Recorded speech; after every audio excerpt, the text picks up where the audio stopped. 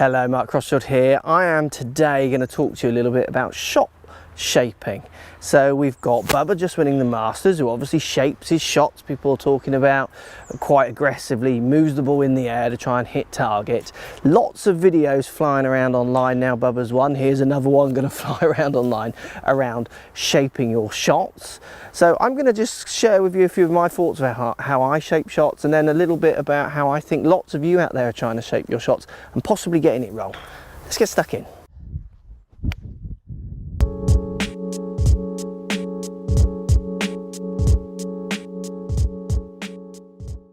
Right guys, I've got my driver in my hand, I've got GC2 HMT on the floor, I've got my driver marked up. I've got a target line here, which is the yellow line. That's where the ball is headed or going to end up in the distance. That's my distance target.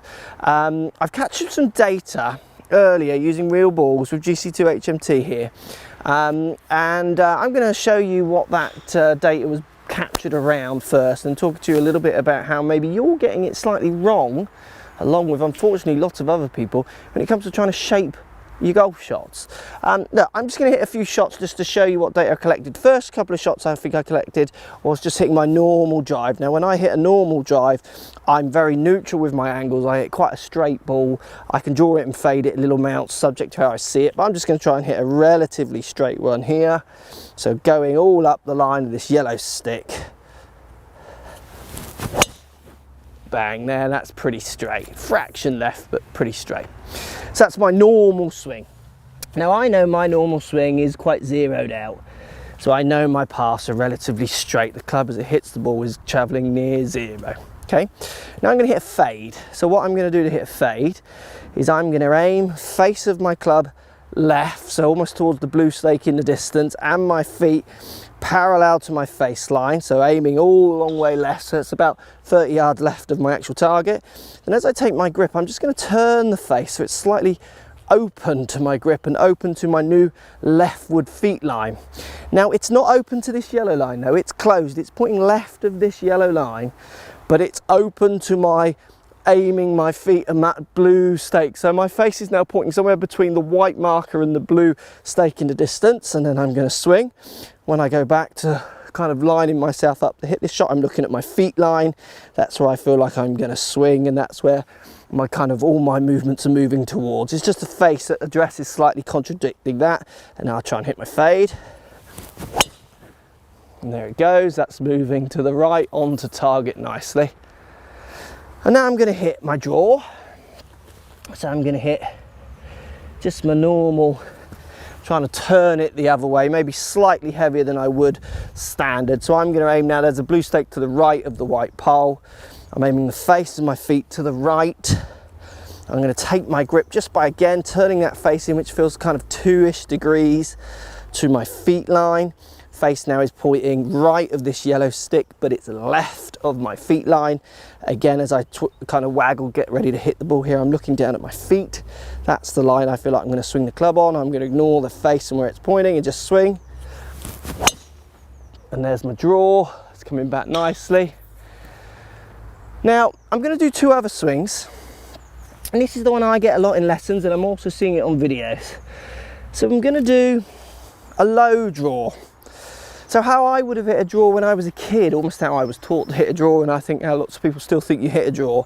So I'd have to take kind of same setup ideas, but I'm now going to swing more around my body, which I feel quite flat and around, to try and feel like I'm hitting more this way at the ball to give it more turn. So I'm going to hit a low draw. So as in not the ball low, my feeling of my swing is low.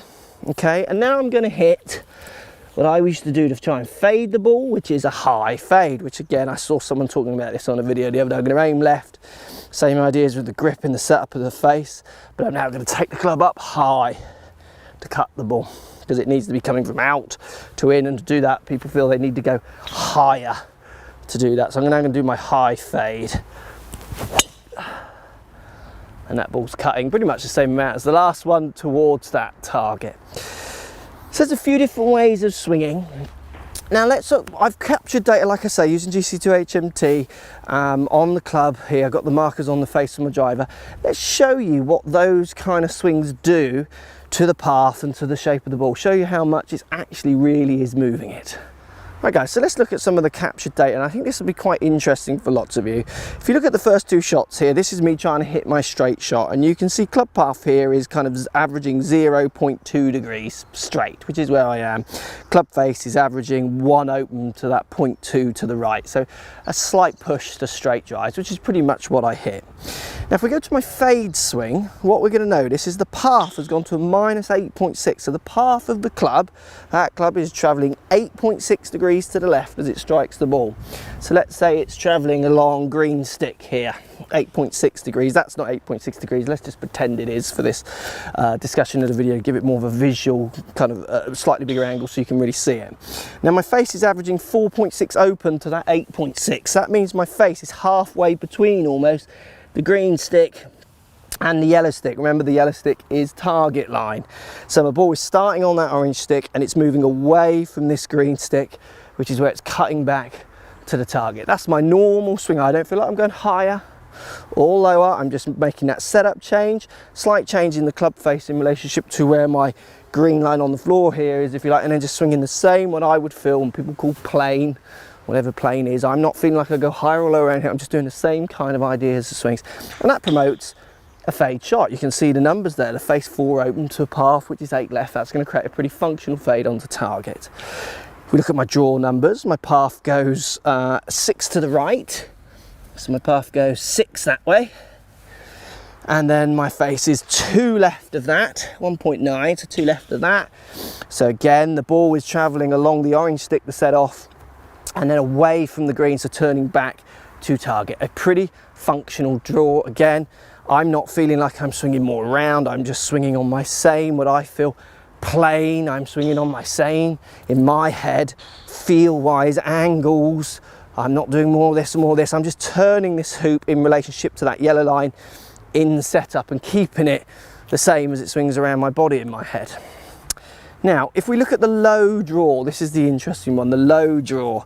What happens with the low draw is the path is 8.5 to the right, so it only went 2 degrees more right than my standard draw swing by just moving myself around to the yellow line. 2 degrees.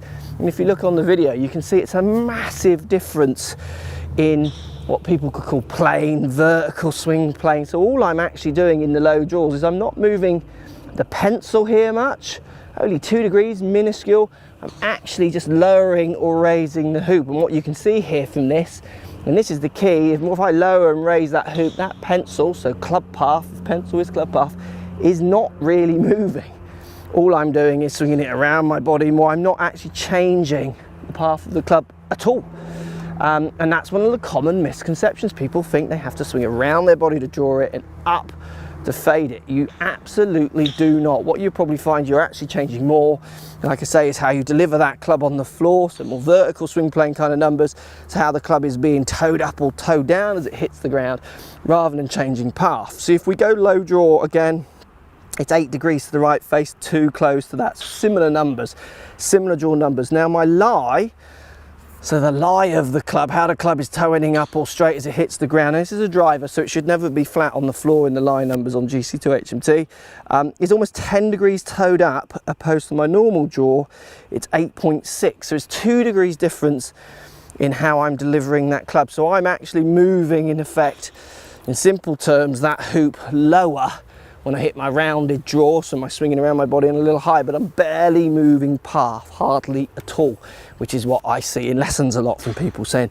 trying to draw it and they're swinging around their body, but their path still outside. I can still swing around my body. The yellow sticks path, I can swing very flat, but still from the outside, and equally from the inside, it's not particularly going to affect it. Now, if we go to the high fade, which is called fade up here, club path 9 left, well, my normal fade was 8.6. So again, massive difference in the height I went to not really move the path kind of less than a degree. Face was 4 open to that 9. When I hit my fade, it was 4 open as well. So it's almost exact same numbers from very different height. Again, the hoop, taller swinging left or flatter swinging left makes no difference. It's the fact that I know my pencil is swinging left from that setup change is what's doing it more than anything else. The biggest difference lies 6.4 toed up. When I hit my normal fade, it's 9.5 toed up. So big difference in the tall one in how I'm delivering the club on the floor, this way or this way. So I'm changing the lie more than I am actually changing the path. Now changing the lie can affect spins as well, so that's lots of manufacturers use these necks, and you can have the club flatter or more upright, and it can affect spins to a degree as well. But you don't really want to be playing with that when you're trying to control path, because if you're trying to move the ball through the air, Bubba style, you need to be able to do what he can do, which is control path, but also control face to path as well. If you can control those two things, then you'll be able to shape the ball like I can. I can control those things in setup and then just keep my normal swing. I do not need to feel like lots of people are saying, like you have to go up to fade it and around to draw it. Absolutely do not. You need to be able to control path. Obviously this is easier for me because I've got a straightish path to start off.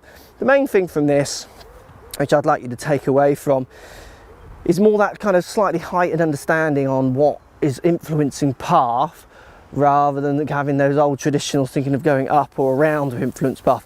And the best way for you to test this on how you influence it, like I say in lots of videos, get on GC2HMT, get measured, see where your path is, and then play with moving it. Just swinging around your body isn't going to move anything apart from move maybe vertical swing plane a little bit, and then you've got a whole new dimension that you've got to try and control, which is going to make golf pretty hard.